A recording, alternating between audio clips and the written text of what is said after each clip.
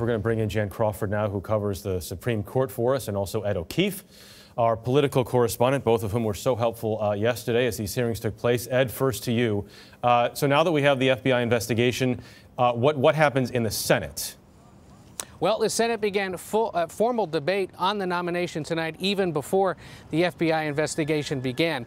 If all goes as planned at this point, there really are just 5 senators to keep an eye on. Republicans Jeff Flake, Susan Collins, and Lisa Murkowski, and Democrats Joe Manchin and Heidi Heitkamp.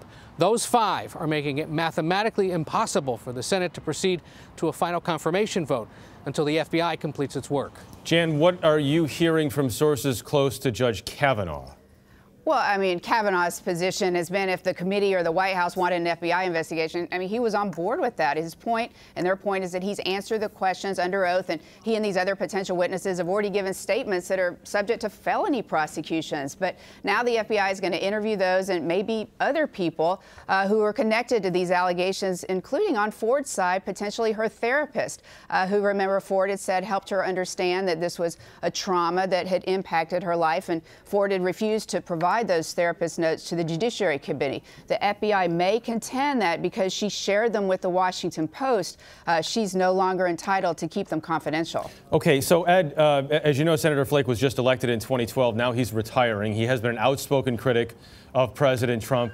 What are we to make of his about-face there on Capitol Hill? Sure, he's been critical of the president really for the last 3 years. There won't be any Christmas cards exchanged between them. But the one thing that the senator really likes about President Trump is the people he's been nominating to federal courts. And yet, today he made clear he is very concerned that the country is just tearing itself apart. And for whatever reason, right there in the moment in the room, he decided to make full use of his powers as a senator, to say no and to slow things down. But there's something else at work here, Jeff. He is retiring from the Senate, but he's still openly considering a run for president in 2020. And guess where he happens to be going on Monday? New Hampshire. As of tonight, he is still scheduled to speak there on Monday. Okay, Ed, and then Jan, then finally to you. We talked about the parallels to the Clarence Thomas case in 1991. There was an FBI investigation there too, right?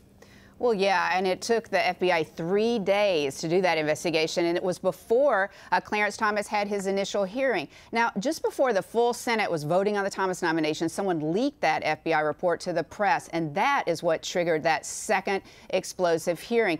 And in that hearing, Anita Hill did add a lot of graphic details about porn star characters and that pubic hair on a Coke can, if you remember that she hadn't told the FBI in her interview. So the FBI here may not get any more details than what we've already heard. Great details from Nancy, Ed, Ouija, and Nancy. Thanks to all of you tonight. And Jan,